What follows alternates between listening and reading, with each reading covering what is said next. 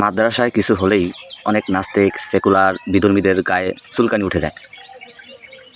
তোরা তো school college ভার্সিটিতে দেখোস না, সেখানে কি হয়, সেখানে কি চলে, ছোট ছোট বাচ্চারা কি করে, কার সাথে মিশে, কার সাথে ডেটিং করে, প্রেম করে, সম্পর্ক করে, কোথায় যায়, কোন পার্কে যায়, তারপরে স্যারেরা কি করে, স্যারেরা ছাত্রীদের সাথে মিশে প্রেম করে, সময় কাটায়, আড্ডা দেয়, গল্প করে, তারপরে অবৈধ সম্পর্ক করে।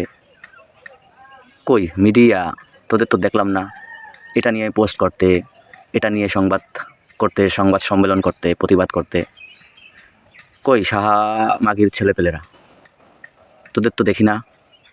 এখন যে স্কুলে কলেজে স্যারেরা যে ছাত্রীদের সাথে কুকাম আকাম করে, অবৈধ সম্পর্ক করে, লুচ্চামি বান্দরামি করে, সেটা নিয়ে তো তোদের কোনো কথা নাই, সেটা নিয়ে তো তোদের কোনো নিউজ নাই, সেটা নিয়ে তো তোদের কোনো পোস্ট নাই। মাদ্রাসায় কিছু হলেই, আলেমরা কিছু বললেই, টুপিওয়ালা দেখলেই, দাড়িওয়ালা দেখলেই তোদের অ্যালার্জি শুরু হয়ে যায়, তোদের শরীরে কামড়ানি, তোদের শরীরে জ্বলে, তোদের শরীরে ঘাপেসরা উঠে যায়। তোরা আসলে মুসলমান দেখলেই মনে হয় তোদের সমস্যা, যারা নাস্তিক আসস, যারা মুনাফিক আসস। দাড়ি টুপি দেখলেই তোদের শরীরে ঘা উঠে যায়, চুলকানি উঠে যায়।